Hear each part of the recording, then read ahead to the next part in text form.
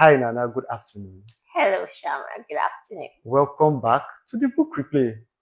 Indeed, a homecoming, Yeah, if you will. yeah, it's a homecoming because the name, Uh, the book replay, was given to this by you. mhm. And then I remember we tried to shoot an episode 2023, and we actually shot it. I lost The sound. the sound, Yeah. so and that was for what was his name? It was for this book anyway. When we were Yeah, fireflies. when we're Yes, Fireflies. that's So yeah, true. that was the book and everything. But I mean, having you as an author here now is much cooler. From that first episode that we first did, Yeah. and it was us dreaming and talking about books Mhm. to now. Yeah. It's about 8 years. Yeah, It's been yeah, about 8 years. about 8 years. Yeah, you are still as immaculate as ever now. Me, I've had to go and glow up. I had to grow hair. I had to grow beard, so that I'm not be looking like an egg. Okay, Oh my so gosh. thank you so much for coming and dropping by. I was at your book reading yesterday Mhm, at Spine and Label, mhm. and I realized that that's how book readings are supposed to go. So how do you read so well? Is it that did they teach you somewhere so that like what is it just God's natural talent? Good. What?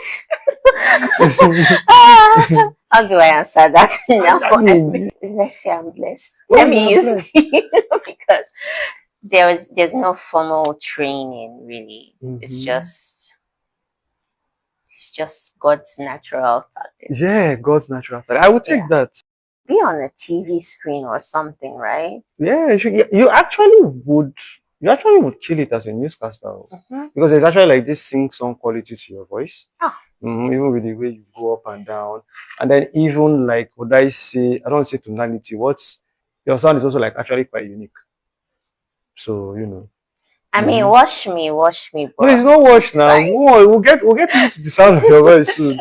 So yeah. How is your book tour? Like how is it? How is it so far? So we just started Mm-hmm. Kaduna, Mm-hmm. Abuja, Mm-hmm. Enugu soon, and then we'll go like that.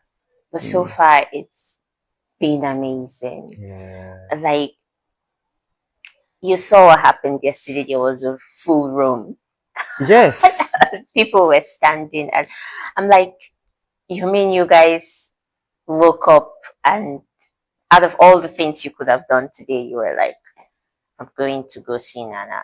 And that's just really, really, I don't want to say humbling again because there's something almost pretentious about Mm-hmm. saying humbling, but Yes. right now that's the word that comes to mind because it's really just so. I guess I'm grateful. I'm grateful for old readers and new, for the love and just the friends and family and friends who have done family that turned up.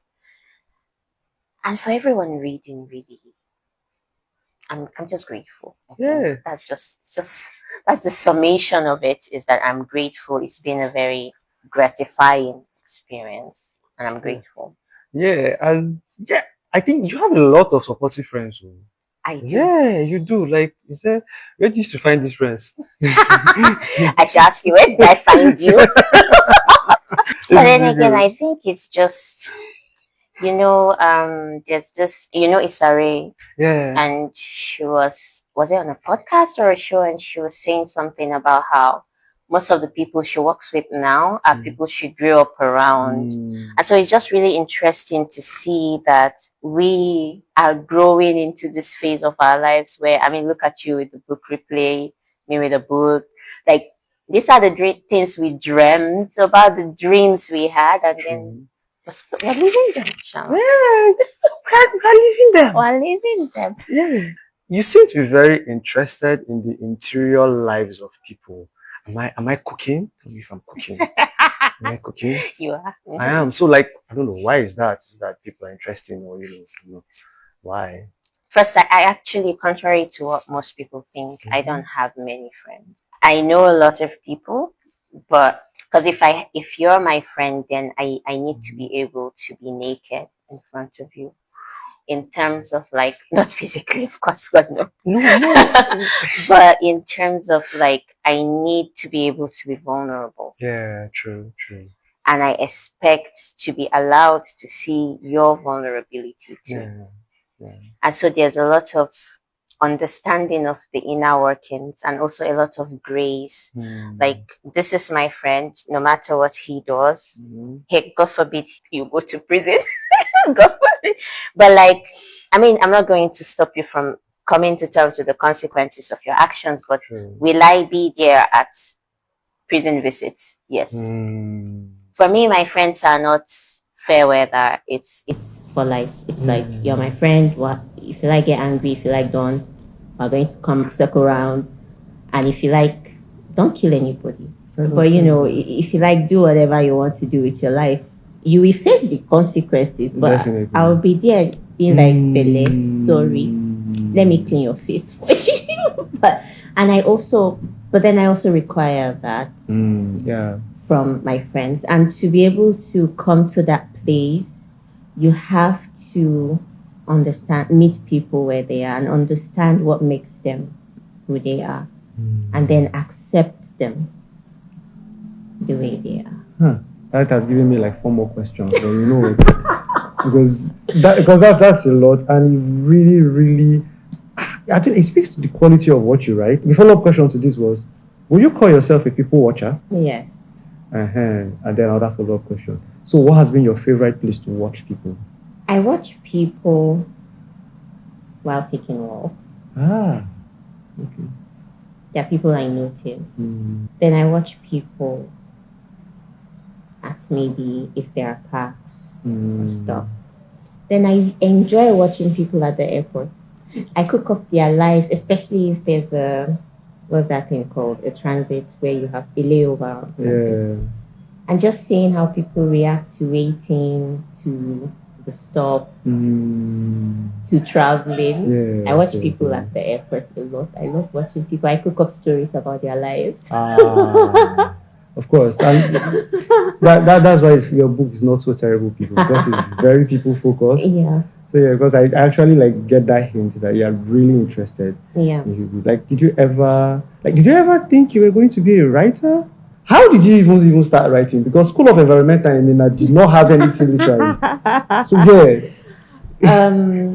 So again, I think this was a question that was asked yesterday too. But I think it's my parents, and there's a lot to say about grooming a child. Now, I'm not sure if grooming is the right word, because maybe they did notice that there was something that they could groom or harness or nurture.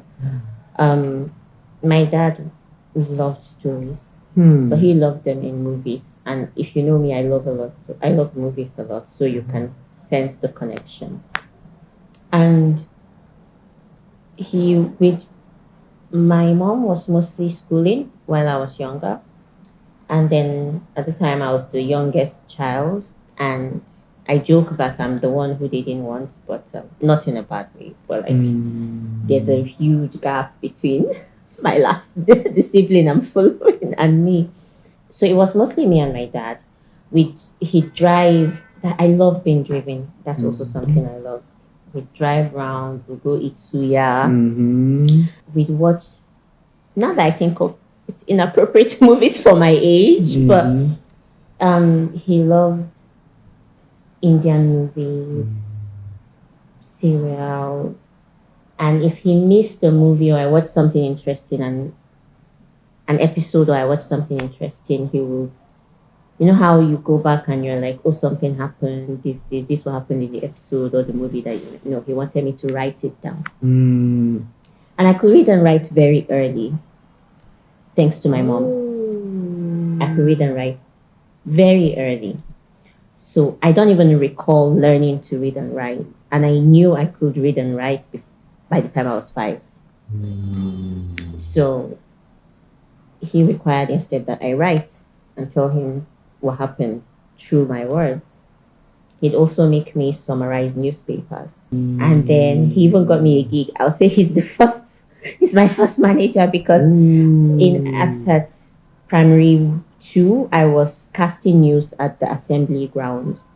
So we'll summarize newspapers and headlines, and then I'll go and be like, on today's news. It's hilarious. So even when I started sciences, my primary school, the proprietress of my school was like, what? She's in science? Yeah. Like, I've always thought she's going to be a TV presenter or something. So yeah, that I would say is the start of my writing, because I even remember in primary 6, I wrote the play we used for our graduating class play. In fact, I thought I was going to be in the movie industry, the film industry. I didn't think that I was going to be in the writing. And then writing is very cool. Yeah. This is much cooler than the film. Yeah. And then there's the whole, there were books available. There were always books at home. And even disciplinarian mother that I had disciplined me through books. Because I remember trying to have a boyfriend in, I think, just 3. And she found out and she gave me Everyday Woman to read. And she made me read it and read it. And if you've read Everyday Woman, that is graphic. It's imprinted in your head. Like I'm seeing the possible consequences of the actions that I didn't know I wanted to take. And I'm like, what is going on? Fine, I swear off, boys. Thank you very much. As long as I don't read this again. Because it was very graphic. I don't know. You've read Everyday Woman. I'm going through trauma right now. You see? It was traumatic. But that's my parents for you. Like, even the discipline that they had to use, the tool they used for discipline was books. So you are like, I don't know, these children that they feed like superfood so that they'll become our future leaders. So you're like, okay, we get it now. Some other parents might have freaked out. I mean, I know I would freak out definitely now and stuff like that. But just like, you're going to read this book, and then when I struggled through it, she'd be like, read it again. I'm like, I've learned my lesson. Please don't make me read it again. Okay. So yeah. So step 1, if you have a child, punish them through reading so that they can write very fantastic novels in future. That's the lesson. That's what I'm getting from this. That is what I get. That's such a powerful tool, because newspapers back then, they didn't care whether you're a child or not. They were just really writing top English. Yeah, they were. And then newscasting, actually, now you just mentioned the newscasting as well. I was like, okay, yeah, that's why it's very easy for you to read in public. That's true, yeah. Yeah, that really ties in. I can see that connection now. And you see, it all goes back to how they raised me. For the life of me, sidetrack, how did you end up in FUT Mina? I mean, I can understand that we don't have like art schools in Nigeria, but I don't know. Like, what happened? Like, I mean, so we write the junior YF thing, right? And I've asked a couple of people. They just see you make really good grades, and they're like, "You science." God, Nigeria strikes again. Nigeria strikes again. I mean, you pass your integrated science, Intratech, all those subjects, and they're like, "You science." And the funny thing is, we had guidance and counseling department that we're supposed to go through before we decide on what we wanted, but they were like, "The result is good, science." But while in science class, I snuck into literature classes. By the time we wrote YX, I didn't really like physics, to be sincere. I don't like physics, so I didn't make physics in YX. Wait, you wrote physics in YX? I wrote everything in YX. I cannot imagine you doing E = mc² or GMM. Exactly. And interestingly, I had applied to study biochemistry in ABU.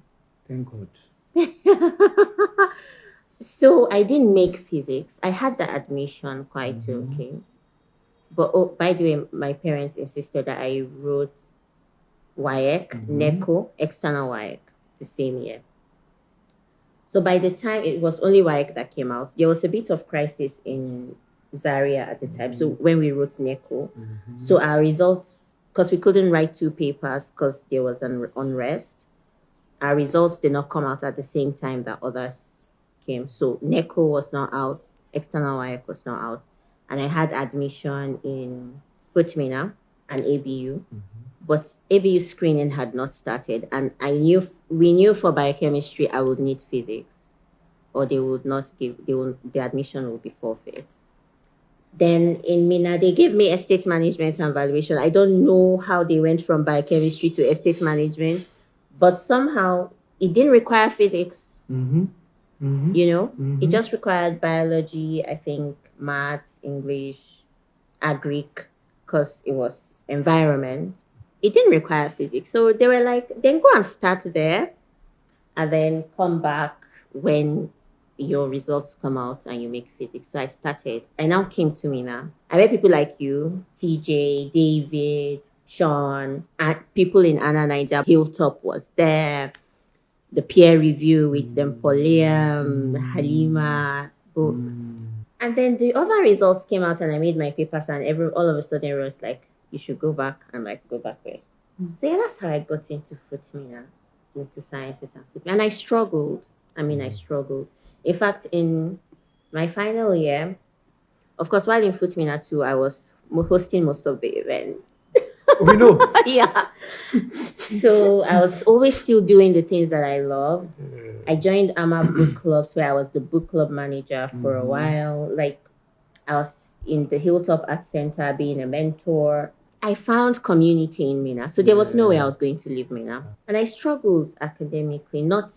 I made a 2-1, which I believe I would have made a first class if I was in juggling all this stuff. I'm pretty intelligent, right? No, we know. I have. Let me even. My nails are painted with your book color, so like there's no other. I look at your brilliance every day. So, yeah. Thank you. I'm sorry.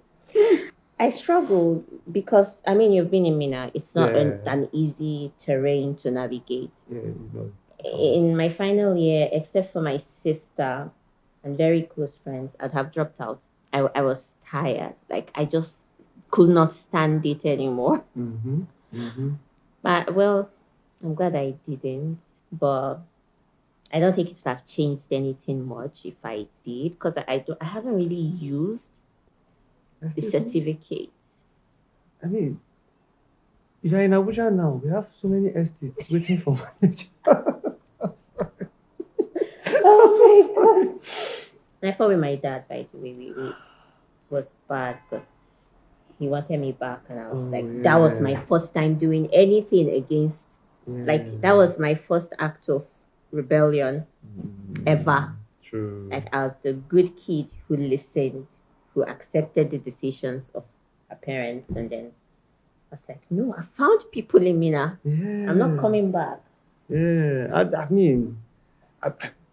I'm glad you took that route, because we are happy to know you, happy to have you here. As Benokri will say, writers are the conscience of a nation, of a culture. They are. At least. So thank you for accepting the call to become our conscience. I know the crown is heavy, but it works. So thank you so much for sharing that about because I think I've been hearing stories I've not heard before. Yeah. Okay. I'm trying to be very open. Yeah, you on the book replay.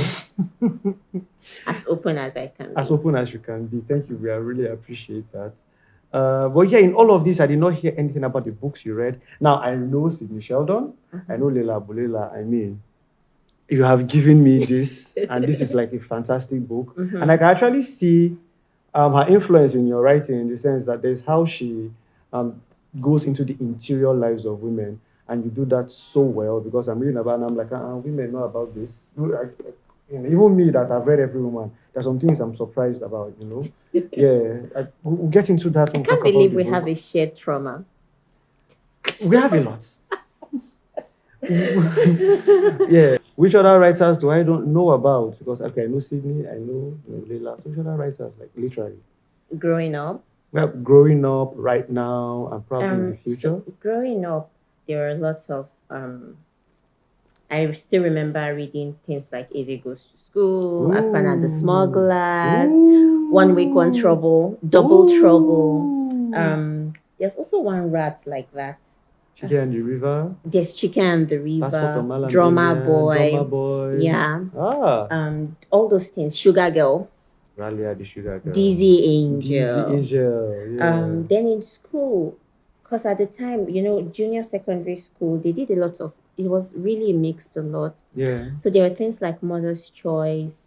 I read mostly African, Nigerian writing even. Then there was the whole Lantern series. Then Zainab Alkali with Stillborn, Virtuous Woman. Then there was all those plays, Echoes of Hard Times. There was some by Olarotimi. Yeah, The Gods Are Not to Blame.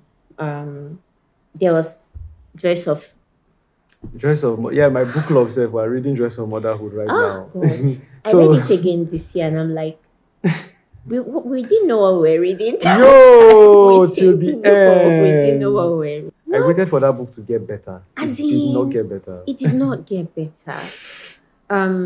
So yeah, those kind of books. Then there was a time you mentioned Sidney Sheldon. There was this whole Sidney Sheldon phase.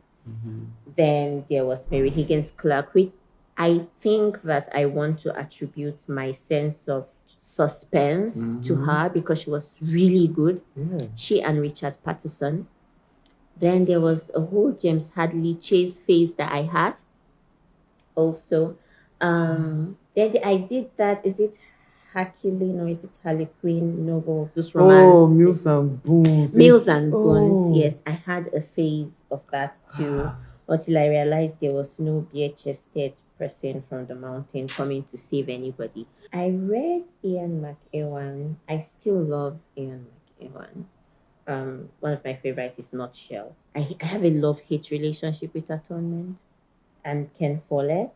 So that was when there was a bit of American Western writing really chipping in, and it was mostly I tended to lean towards suspense and thrillers, and I still enjoy a good suspense or thriller book.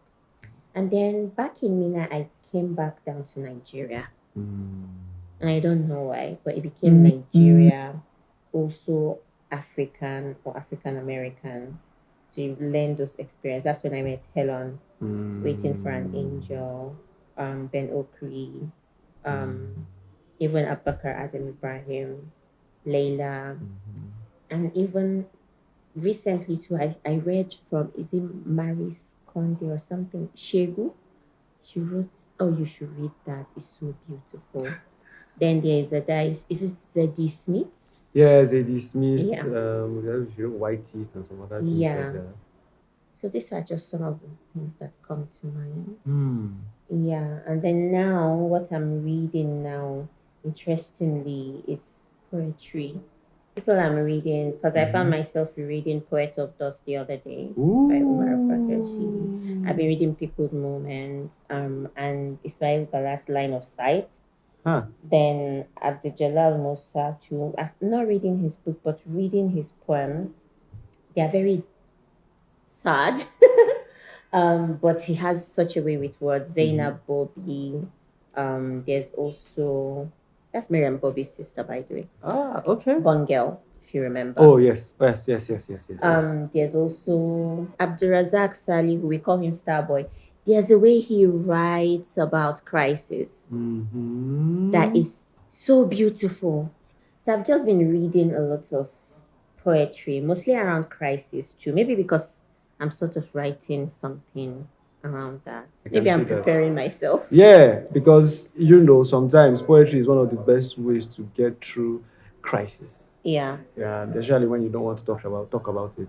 But that means there's another book on the horizon. Yes. And never mind. We're getting here. But yeah, okay, so all of these books yet, and I remember when you were talking about NSTP and you talked about being inspired by the TV show Lucifer. And I was like, all these books and yet Lucifer? Why do you like the devil so much? So I said one of the stories. Oh, one of the stories. Malaika, he was, Lucifer had that thing with a therapist. Oh yeah. Kept doing. I've forgotten her name now. But yeah, it just gave me the idea that because there was this angel that needed to tell his story to someone who he could trust, and who better to trust than a therapist. Yeah. Oh wow. And then okay. once I saw that on Lucifer, I was like, thank you. Thank you so much for helping me figure that out. Oh, okay. Because I'm working on my review for the book. Yes, for this book. And you know, as at the book replay, what I like to do is I like to like at least center a book around the premise, because why that doesn't describe the book, at least it gives people like a handle to experience the book from, at least for their first reading. And of course, that's why I keep making jokes about you liking the devil, because what you did with this book is it was a sucker punch. When I started reading it at first, I was like, not so terrible people. I don't like the name. I feel as if it could be named better. This is me pouring out my guts. And then I read Amal's story, and then it starts to be people. We get to Ohunene and of course diary entries. And I'm like, okay, this is good. And by the time we get to Malaika, scale changes. We cross to the end, and then it's about Iblis trying to be reborn and stuff. And I'm like, oh, okay. Running back. Like I said before, the devil is such a complex character. Yeah. And it really ties into the fact is that if you look at his story, apart from how he has been demonized, you also realize that he's a not so terrible person. He just wants to go home. And I'm like, oh, that is where the name now comes into my head. So yeah, it's really a sucker punch. I get it now. Because at the end of the day, none of them is really doing something. I think generally as humans, except a few psychopaths, nobody really goes about to do something evil with the intention like, oh, I'm doing this to hurt this person. It's usually because they are doing something because maybe it makes them feel good, or at the time that's what they believe is the best thing to do. And earlier we spoke about flaws. And even yesterday we were talking, because after the book reading, we stayed back and stuff. And we're talking and with friends, and we're like, we have to be able to, as humans, not cancel each other for our mistakes. Oh my God, social healing. Yeah. Like there has to be a room, except if you've done something so terribly indescribable, like maybe rape someone, for example. Yeah, okay. Because I even feel sometimes any other crime is maybe there can be some form of explanation, but how do you rape someone? Yeah. So except you've done something so dehumanizing, made someone a slave, kidnapped someone, I don't know, intentionally, there has to be a way that people learn their lessons without them being ostracized or completely let go of. I don't know how we will get there. We have to create within ourselves home, especially for people we call family or friends, to be able to say, yes, the world has beaten you down, but come home. And not even only that, okay, you're tired, the world is beating you, come home. Okay, nothing is even wrong with you, but you just need a break. Come home. Okay. Now that's a very fresh message. So we say you draw the line at like malicious intent. Yes, the hadith, every action will be judged according to intention. And that's a dogma, a Muslim teaching that I hold there. So for me, a lot of things is about the intention. Like, what's the intention behind your actions? It's not enough to know the actions you have done, but not what you say the intentions are. Because I feel like you have to get to a place, I have gotten to a place that I believe if we're friends, I'm able to at least get an inkling of why you do what you do. And again, I'm also very big on communication. So whatever someone has done, I go back and I'm like, you've done this, or this is what I feel about this. And I give you the opportunity to be like, okay, this isn't it, this is that, this is this. But if at the end of the day, the intention was to hurt, it was malicious. Yeah, it was malicious. Then I draw the line at that. No matter how small it is, by the way. The thing was that, so when I asked this question, I was hoping to back you into a corner so that when we get into the book, I can hold you to that while I argue about the characters. Yeah, But especially on material. oh my god! But then again, when you explain it as malice, I realized that okay, it wasn't malicious. She was using the tools to advantage. Yeah. So in the book review, we are going to spoil the book. When I was reading your book the second time, I saw things I did not see the first time. And I was like, I keep thank getting God. that. Yeah. Everyone who reads is like, I saw things that I didn't get before. Yeah, because there are a lot of Easter eggs. Yeah, it's so about. Exactly, and that's the thing. In just like 156 pages, there are so many Easter eggs. It's so dense, and it's so efficient. Well done. Thank you. And now that you've told me your history, now I understand that. Okay, so it's just that you're genius. You cooked it from history, so but you can still tell me how you did it, Sha. If you have any secret sauce you can share. Maybe the one you're not using now, the one that worked before. Craft-wise, what was your adventure writing craft-wise in writing this? Okay, if you also notice, one of the things I tried to do was I wrote from different POVs. Yeah, there was. And then I wrote, second person, first person, third person. Yeah. It was just me bragging. Like, I can't do this. I didn't set out to put together a collection. I didn't even set out. I didn't know what was happening. Like, the very first story that from this collection that was written wasn't even a full story. It was just the part of Onwaya and Ebuka in the kitchen. Ooh. And it was, guess where it was? It was written at TJ Benson's Facebook group that he created for us. He gave us a prompt to write a character we were not familiar with or something like that. And I had never written an Igbo character. And because at the time I was like, okay, what's this character I've never written? In all my characters, I've never written an Igbo man because I don't really, based on the geography, and even in Futmina, there were very few Igbo people. Yeah, very few. And even if they were there, they spoke English, they didn't have any mannerism. So I just relied on maybe things I've watched or stuff. And I wrote Ebuka. It was actually Ebuka I was trying to get. And it was just there. And so back in, was it 2020, thereabout, I read it again and I was like, this is interesting. Let me expand it. What will happen if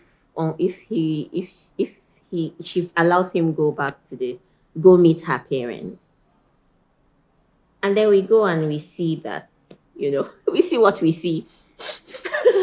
And that's it again for that year. I think that's what I even wrote for that year because I was really sick around 2019, 2020, 2021. Plus I was also trying to conceive. So that also drew from my experience. And it's such a horrible thing. It's terrible. I then wrote it with I think my mom mentioned a myth about these women who at the time before Islam came or even while Islam was still permeating into the Ibera land, Ibera culture, there used to be some women who were only white and who they were like, there's this masquerade too that nobody is supposed to see, no woman is supposed to see except them. And they never marry and they're always virgins and whatnot. And it got me thinking, maybe we can put it inside Onwai somehow. I mean, and it's weird being a writer because they're telling you story there and then you're thinking that this thing you're saying is interesting. Let's add it somewhere, Yeah. And so I think 2021 I was pregnant then. And I finally wrote that. But it was just it. Then I wrote Bilia, I think. Yeah. So they were really not connected until TJ Benson again. There was a Twitter thread where some Muslims, some Northerners were saying, there's to be gene manifestations and stuff like that. And I was like, there used to be, I grew up in Zaria, like, it's every day. It's like water. And TJ is like, collect these stories write them. These are Northern stories. This will make an interesting read.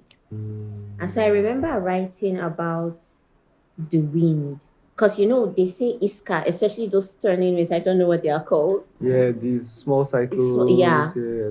When they happen, they ask you to cover your hair or run because there are genes that are, Yes. if you grew up in the north, they do that superstition. I have a picture of one from Kano. Yeah, so I wrote about it, just a paragraph. But then, if you remember, when Iblis, Israel, when they were talking, they were circled by a wind. By a wind inside So that's that desert. yeah. Oh So yeah, that's I where saw that that. came. I was like, yes, I was like, this is a Kano experience. I see this in Kano. So that's where that came from. Ah. And once I wrote that, it was just three angels were talking in the wind, and I'm like, okay. Then the idea started to form, and so I started to write, and they started connecting somehow. So in terms of craft, I'll just say I don't know. I didn't set out to do any. It's accumulation of maybe all the workshops, all the studying and writing. Because again, I believe that you cannot be a writer without writing. No matter how you read or dream about writing, you have to sit and do the writing actually. And I wrote. Yeah. Simply just wrote.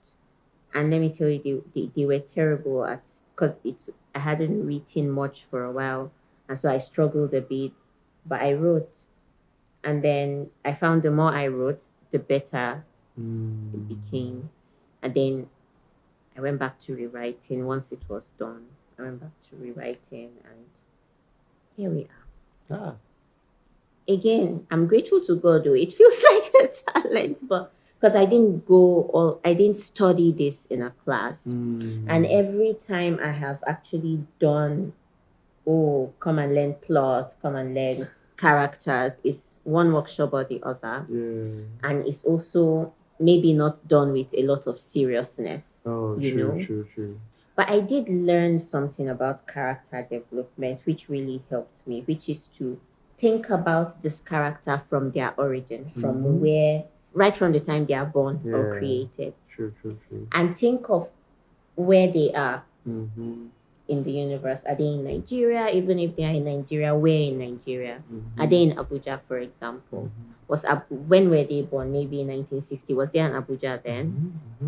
How did that affect them? All the things that happened. They were born in 1960. That means they also witnessed the war. They might not know it. They might know it. How did those things affect them? Affect their experiences? What happened along the way? Did their parents die? Did they grow up now having to live with a relative? How did that affect them psychologically, emotionally? All this fits into who they become.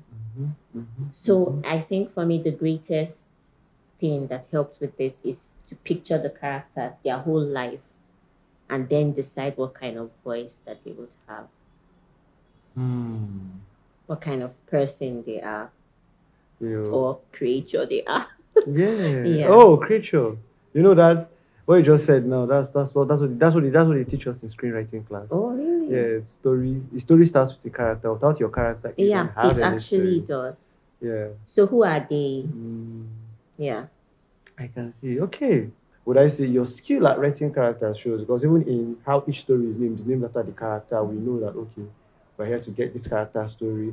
And through that one experience in their life, I'm already seeing everything from where they have come, right? In the way they talk, even in the way they respond to other people, with the way they react to things.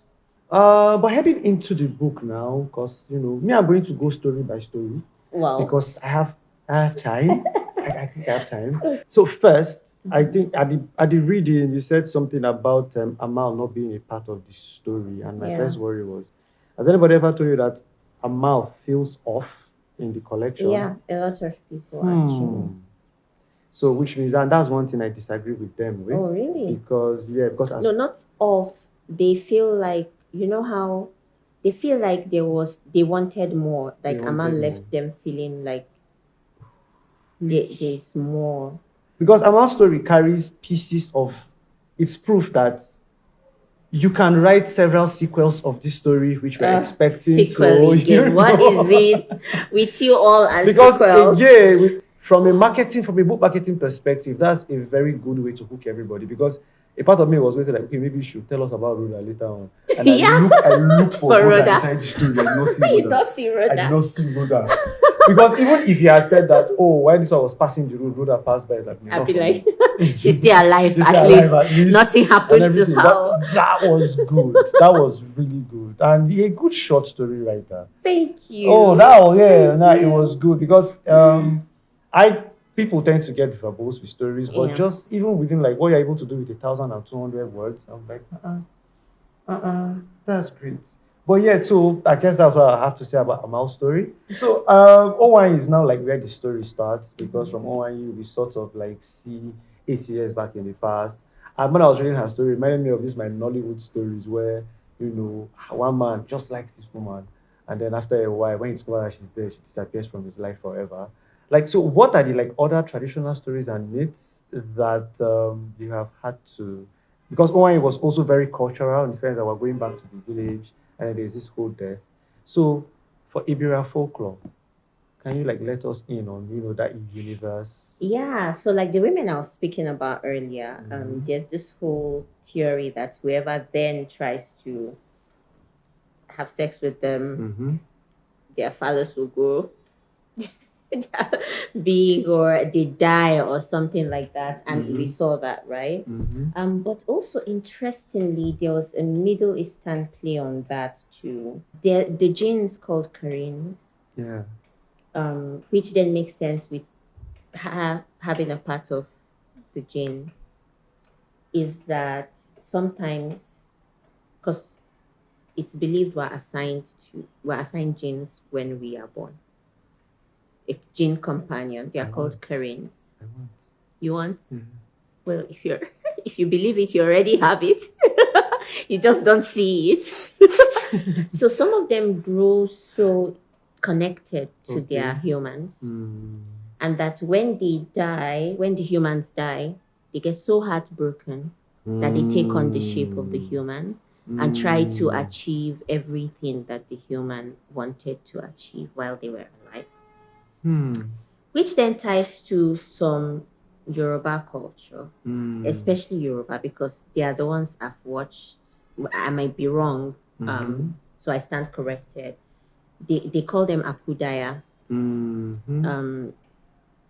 Have you ever had those tales where they say someone died but someone saw them somewhere else? Yes. So it's sort of they take on your life, move to somewhere else. There's a lot of it in Middle Eastern Arabian literature too, if you read that. So yeah, that's play too. And then of course the normal northwestern jinn manifestation stuff, where a jinn takes over someone or is resident in someone's body. So just a play on all of those. Okay. You're sighing. You're doing another. No, I'm just like my heart is just breaking afresh. Why? Why is your heart breaking? No sequel. No sequels planned anytime soon. But that's fine because it's Oh my a lot. But anyway. Let me just move on. So for Ohun and I noticed that it was a diary entry, but that really hit me in a lot. And I realized that factored into why I thought she was such a good person. Why was her own a diary entry? So I struggled with that story a lot. It was the toughest story to write. In fact, I went back and forth with Carl, my first editor. We went back and forth. He even wanted it out at some point. Because it was long. It was the longest story in the collection at the time. It was over 5,000 words. And the pacing was slow. It just dragged. Because I really wanted to show this woman with all her complexities and who she is and everything. But the story dragged. I went from third person to second person, first person. It just wasn't working out till I tried diary entries. Like, this is my final bus stop. And it worked. Yeah, it worked. It actually really worked because, it was a nice surprise then seeing her from her sister's perspective. And I was like, so that's why you are like this. Because, I mean, she's spoiled. But Yes. yeah. Yes. Yeah. She had no backbone. Like, Ah, God, you know she what? had no backbone. Because she has a view that everybody just likes her and everybody's just nice and everybody's just cool. A lot of validation is happening because I've always wanted to ask these questions because Yeah. I make I make up a lot of theories when I want to Mhm. make reviews, and having them validated by the author is like my dream. It's like, yes, if I get like 7 validated, I'm like, hey, I'm on the right path. So thank you so much. Oh yeah, it was really good. But so how much of the average Ibira woman is inside Okunene? I think a lot because for a vast, Most Nigerian tribes they're very patriarchal. Yeah. So you're raised to cater Mm-hmm. to the men folk around you, to understand their needs, put theirs first. theirs and their families first Yeah. before yours. So yeah, in that sense, but also it's. I think I also channeled the way that the relationship I had with my dad into that because she was really cool with her dad and stuff Yeah. like that. Yeah. Yeah, I mean, it was like, don't keep my child waiting. I was Yeah. like, ooh. I mean, they say I'm his favorite, but I'm not sure. You're not sure. Maybe we'll read your sister's diary entry one day too. Who knows? Yeah. Yeah. And then okay, so that's Ohunene. I think after Ohunene is Bill. Yeah. Wow, do I have this thing in my head? I don't know how you have them. Like, how think do you it's Bill, even yeah. know them? I mean, Because- they are just 11 stories, 5 good it's people, Bill, yeah. 1 supernatural story, then 5 not so terrible people, apart from maybe Rahinat and Laila. But we'll get into the complexities later. So Bilia. Yeah, so Bilia. Now, I haven't really read Bilia. The community just sort of like rallied around Bilia's moods, and Bilia was awake. I don't know, it's where everybody would behave. If he was sleeping, everybody would be like, something has happened though. Which, I know in my village, there was this guy that was not all right. And the day that we did not see him, something was off that day. In fact, we, the children, that time I was just like 13, we're actually like, let's go and look for him. Maybe there's something wrong with Adams. That's what we call them, Adams, and everything. So, and I started imagining, what if it was an angel that was sent here and that was trapped? It took me there. But that's just my experience of Bilia. That's how far I've gone with Bilia. But can you take it further from me? I want to ask what was the inspiration for Bilia, but getting to the end and now seeing that Bilia was not one of the angels. I'm still stuck there, so I don't know. Help me out here. What is the mythology and folklore background of Bilia? Like, yeah, since you are here already. So I mean, he's our other angel's brother. Oh! You know what? Don't tell me anything else. I will read. Oh, and then the old man is... I know who the old man is. Tell me about it. We'll read. But the question someone asked me yesterday was, I should ask you, is that... So the guy, the Suya man, who is the Suya man? Who do you think? They asked me. I did not even know that there was a Suya man. And I like Suya. I knew that the guy was eating Suya from somewhere. So would you answer it for us, or are you leaving it as an Easter egg?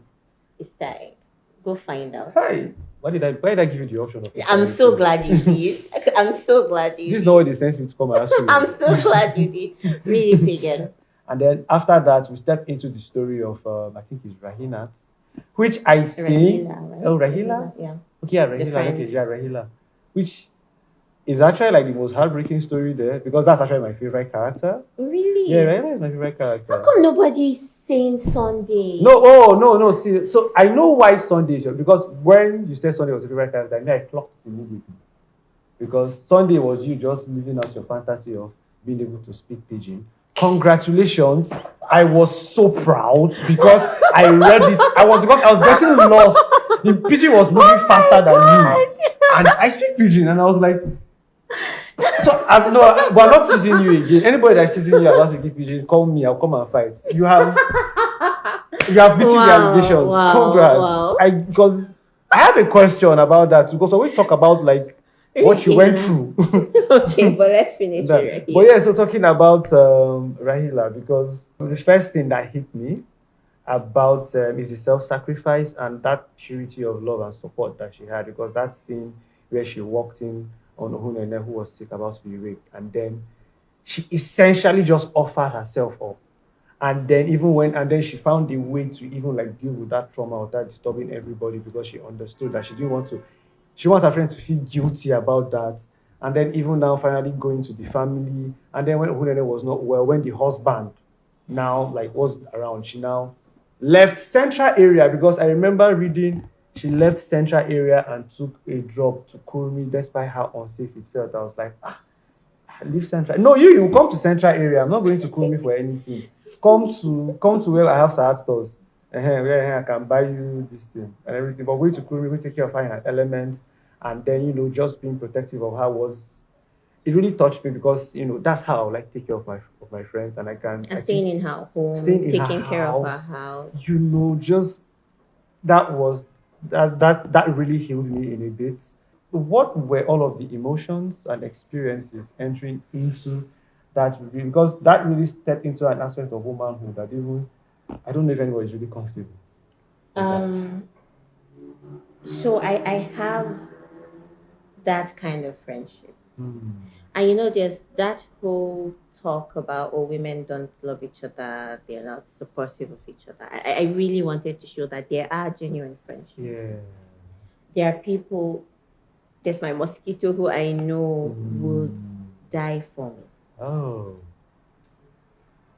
And I would for her. I have enjoyed female friendships.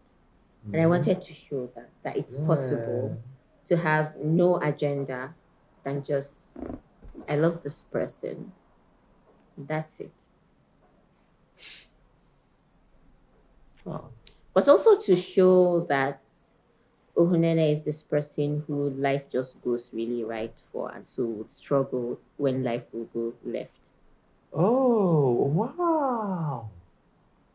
Huh. Because if you do see, life does go right for her most of the time. Yes. Even when her husband is supposed to die, he's not dead. I mean, is that right though? Because okay, he's about to be turned to stew, but we'll leave that for. Someone asked me if they cooked him or not. I don't know. He's going to make that rubbish stew. I don't think anything is going to stop her unless it is supernatural. Yeah. If you ask me, because there's a lot of anger and issues that she needs to take out on that stew, and it's just so bad that it's the person that rented the house that is jumping around. Oh God, poetic justice. So yeah. But now coming into Malaika, which I can, because I think you read Malaika to me once. I did. I read Malaika to you. Because so your first draft, I didn't finish the first draft, but when you're now reading Malaika to me, I was like, nah, this is a different story. And just seeing the growth from the first draft to the end, that's why I'm like, the editorial team, man, they cooked. God. How many were there? Just give me a So number. Carl, I know Tahira from Masobe. I'm not sure how many others are rallied around Tahira. Then in between, before Carl, there were my friends who double as readers. So you that did not finish it would have been there. No, me, I shall make it's a shade, by the way. I made it to acknowledgements. Yeah. Because personally, I think I would have broken your first draft also. Because I read that first draft. Trilogy. I'm serious, because I will bring out, why am I saying I will? Shammah Godoz, has brought out a trilogy. From where? Not so terrible. So whenever you are deciding to do the sequel, know that wow, I have already poured there's already a foundation for your first draft. I will do the Excel for you because with a roadmap. Oh, what do you? Because why? Because I am very interested in the world, because I'm hearing things like this. Ifris, there's Karim. Yeah. There's a war waiting to happen here. There are also angels defecting to the side of Iblis. I'm like, excuse me, this is we are at just before Archduke Franz Ferdinand. And then the guys were also saying the gene world is not stable. What's going to happen if our leader is leaving us? An empire is about to fall down. Mm-hmm. That's at least 7 books. You said 3. How did we go from 3 to 7? See, the only reason why it will be 3 is if you are going to write something of this size. But so if you are going to write something of this size, that would be easy. I mean, 7 books. If Masobe books, they want money. I have a proposal. I'm just saying. I'm just saying. Putting it out there. Just putting it out there. And everything. Because, that's how much. Because when I got to my lecture, I was like, okay, this was not just a short story collection. This was like some sort of new form. Because when you look at what George Saunders did with Lincoln in Leopard House, we had 160 characters in that book, and each of them was narrating pieces of the story at the same time. And at the end of the day, you realize that just about a man grieving his son. And when you get into the coherence of it, and that was something I saw here. It's also something I also saw in The Incredible List of Galapagos, where our narrators are coming from different epochs of time. But they are telling the same story, which also is kind of like how, reality is splintered, especially in a post-truth world. Mm-hmm. Because before, you had people believing in one thing, but now there's social media. Yeah. And how we have been consuming stories now is from different people. When something happens, I go to Twitter, this guy is saying this one, this guy is saying that one. And by the time I'm done reading, I kind of can differentiate what is true and what is not true by the amount of frequency of what everybody has rallied around. And then I can now go on ground. So I think for Malika, I want to ask about that structure. So I saw the structure being 5 good people, Malika, 1 or 2 people. Was that really intentional? At what point did you guys realize maybe that would be Carl? Oh. He helped with arranging them. Yeah, I think that would be Carl. No. I don't know. I wasn't conscious. That would be Carl, really. Wow. Shout out to Carl. Because it's really brilliant, because again, what that also does, putting him as a breakpoint now shows us that, okay, things are not always as the way they seem. For the first 5, there was really nothing very supernatural. Nothing supernatural was impinged on. Yeah. But from Malika, we now see that, okay, no conspiracy, nothing. That was good arrangement. Someone asked me how I was able to describe the taking of life if my life has been taken before. And that's it's such a weird question, because I'm like, I don't know. Are we not alive together? What's going on? In Islamic cosmology, we are taught that when you're buried, when someone dies, they are buried. There are angels in the grave who question you. So really, the journey to heaven or hell begins there, depending on how well you're able to answer their questions. I'm bad at Islamic cosmology. Can you recommend any books? There's problem.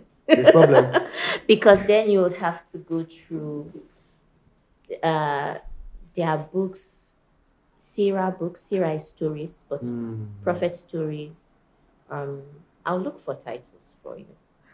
Because these are things, and I was complaining to a friend recently, in fact yesterday, that because my kids now, they go to Islamia and it's just memorizing the Quran and learning Arabic that is the focus. But for us growing up, we had days like Wednesdays dedicated to learning history of Islam, learning the stories, little stories in the Quran, learning about the complexities of the prophets. Take Ibrahim, he was a disobedient child, if you look at it the way it is. Prophet Moses killed somebody and then had that whole redemption arc. So these are stories we are losing. They're not teaching these as much. Drawing out stories from the Quran to actually teach the complexities of existence, of believing. At the reading yesterday, Munchausen syndrome, with Ometere having it. I will judge her and her brother I will judge them plus the mother. And that entire family, I will judge everybody. Someone said not so terrible people except their family. I'm like, What do you Yes. mean by that? Yeah. Please. I would save my judgment for them for my replay where you and I cannot argue. But So, yeah. but then again, Mhm. I mean, it's the we talked about growing, being nurtured, and all those things. It's the ripple effect of growing up in. All I'm saying is just entering. No. You know, I mean, if you can make a case for Iblis, I believe you can make a case for everybody. But it's fun. What shocks me is that the person that feels the most evil, even in the story, said it's not even the Iblis himself. It's actually the human beings. Yeah. Where, So you got that. yeah. In Sunday, I could tell that you were fighting for your life while you were writing that pigeon. Come on. It didn't flow. No, I don't know. It's flowed, but yeah. How did you take lessons? Did you go and listen to people? Did you watch like old Nollywood? Because I personally, knowing you, I could see your growth there, and I was like, okay, so where did this come from? Listening to comedians and BBC Pidgin. Right. You know, I actually I understand Pidgin very well, and I think that if I allow myself to get past the humiliation of being laughed at, but I don't have a humiliation king, so like I can't do that. Once I open my mouth to speak Pidgin, people start laughing. Me, I won't laugh anymore. You liar.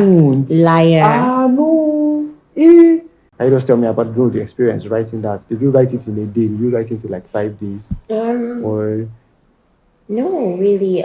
So again, another team that I was surprised people weren't picking was that there was a migration team that was there. So part of the story was to also look at part of the things I wanted to do with the story, Rahinat, was to look at the different ways.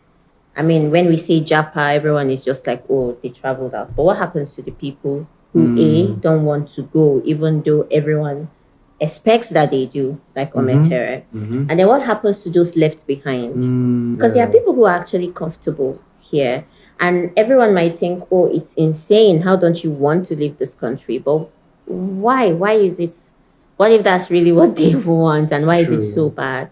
True. But then again, what happens when you're the one who is left behind? Not because you don't want to, but because, well, shit happened, life happened, and then you're the one who is left behind, and you have all this unresolved issues. So there's a subtle migration theme I tried to play with. That's what I tried to do with that. Then there's also, of course, sexual harassment and abuse was something I also consciously wanted to infuse. It was also tough, not tough to write, but I struggled to see Rahinat in the sense in her shop. Mostly because there aren't many women in chemist shops.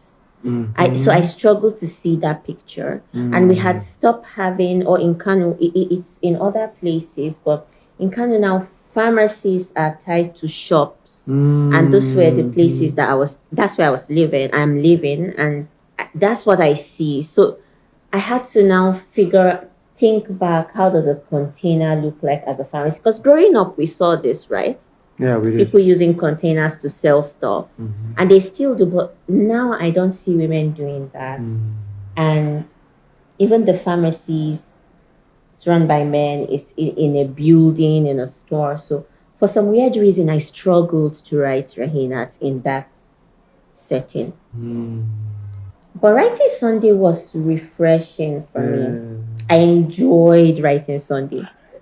I was like, maybe, well, not maybe, a part of me is like, I know how to speak this pidgin. Yeah. It's people that don't want to accept that I know how to speak this pidgin. But also because I wanted someone who is it that is observant of things. Who is that?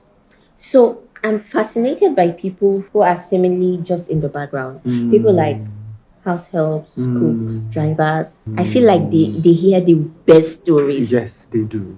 And they're just there, just observing. So I wanted to play with that. And then Sunday came in, but I didn't want him to be this sophisticated or posh person.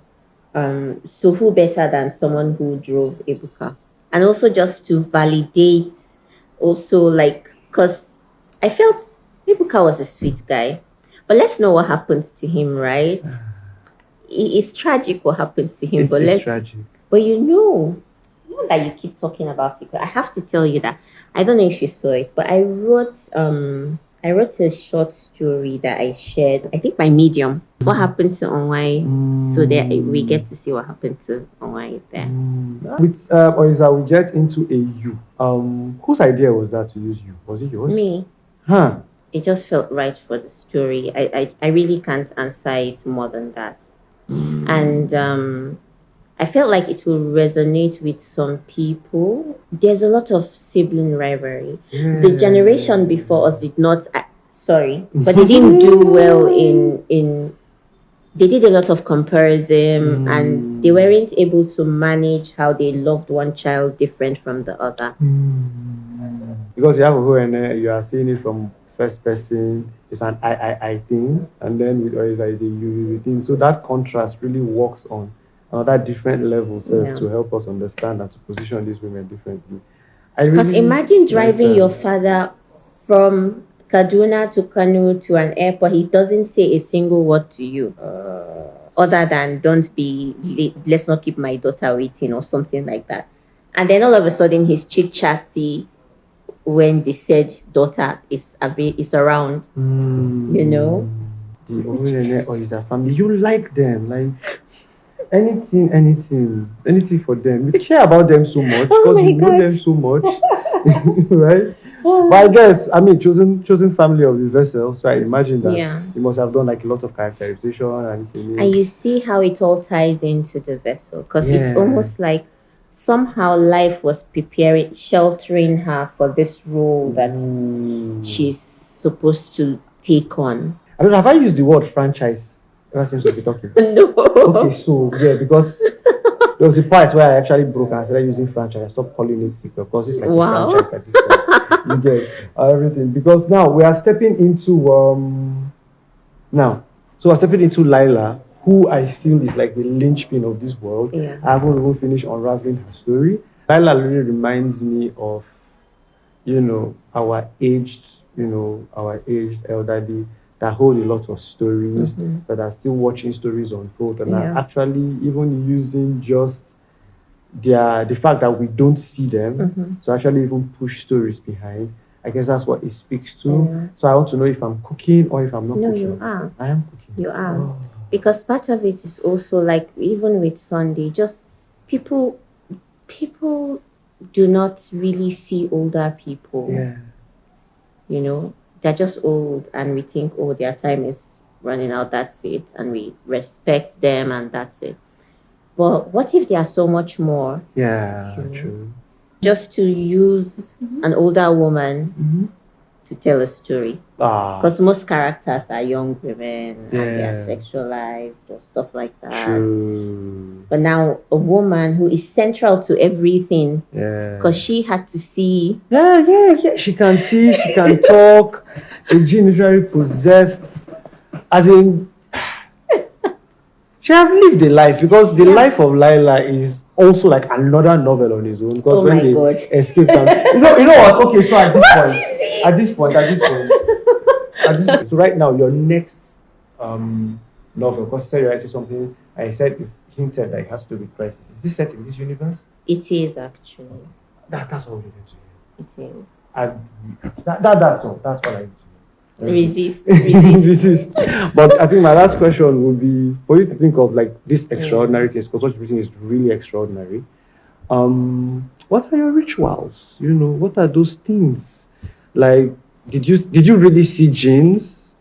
Is there like a bottle that if you rub now, like maybe one cloud used to float around? I don't know. No, and I pray not to see genes. I don't want to see jeans. What is wrong with you? No, I didn't see jeans. Thank God. And I won't see jeans. Yeah. Amen. Really, it's just write. Find time to write. Really, then a lot of rewriting and learning where you can, like go to those workshops with people that actually know what they are doing, not workshop because it's popular or because people that actually know what they're doing. Find people also who believe in your craft, who would keep pushing you. Because there are, like in my acknowledgement, you will see there are people who I could have stopped I mean, juggling capitalism with art, it's not easy. So you need your community with you. And then I mentioned yesterday at the reading, stopping at where the story is interesting. Yeah, stopping at where the story is interesting. I don't know if it will work for others, but what that does for me is that it now means, okay, I have to come back and finish this story and see it through because I'm at this place where it's really cool, you know. And also with this novel, I tried writing every day for like 3 months, and that worked surprisingly. Even if it's just a sentence. Okay. I tried writing every day, and it worked. This is the fastest first draft that I have ever drafted in my life. It worked. Don't summon any genes, kids. Don't summon any genes. So yeah, that's it in terms of process. Just find time to write, because again, like I said before, to write is to write. Yeah, you really need to do the work of writing. Okay, so that brings me to any of the questions I have. I guess the last question I'd like to ask is so is there anything that you want to tell your friends after all of this? Any new thing that popped into your head that you've forgotten, maybe just a word of thank you, for anyone who come across this video? Of course, thank you to everyone who will watch this, especially all my friends, because they must watch this. Yeah. But also just to say to hold on to the relationships that you have and to forgive where it's possible, to try not to live with malice, to understand that we all in some way will fail and that it's okay. And to where you can, show kindness, show compassion, have mercy. And to not forget to live, whatever it is you want to do, as much as possible within your power, try to make sure your dreams come true. Because the way life is set up, if you're not careful, you're just going to end up doing a day-to-day of earning and just, that's it. The joy is going to be sucked out of your soul. Yeah. You have to consciously try to infuse joy, to infuse joy into your soul. That's it. And I do want to thank my friends again. Like I said yesterday, they are the greatest loves of my life. You guys are. So thank you to everyone. Thank you to all my readers, new and old, from everyone who has been following me from my days writing story on Sue's blog. To even the days, because in secondary school I wrote stories in my notebooks and my classmates read. So for everyone, new readers and old way back, to teachers, to friends now, new and old friends, everyone, and to my mentor, Helen Habila. Thank you for writing Waiting for an Angel. Because again, that he's a master of craft, of style, of narration, whatever it is, he's a master. And this just goes on to say just how you live in your life, writing the things that you write, because they are the stories that you want, inspires someone else. Because I'm sure he was at some point, maybe, I don't know, I can't speak to his own philosophical view of the world or whatever, but he inspired my writing. And I'm not sure if that's something he set out to do, but here we are. So just keep doing you, and perhaps your life or your work is that thing that inspires someone else to do something. Yeah. Wow. Thank you. I shall keep living. It's been fun having you. It's been fun. I hope you've had fun too. I've had fun. And I'm so glad you kept the book replay alive. This is where I do my therapy. Thank you so much. Oh my God. I really appreciate it. Now, so should you ever want to come and sit down and draw anything at the book replay. You know now, they are always there. It started with 2 seats. There's one more seat. If you say, it's time in my hand. No wahala. No wahala. Thank you. Thank you so much. And I wish you more success on your tour. Thank you so much. Thank you. And that will be the end. Yep. So, bye bye everyone.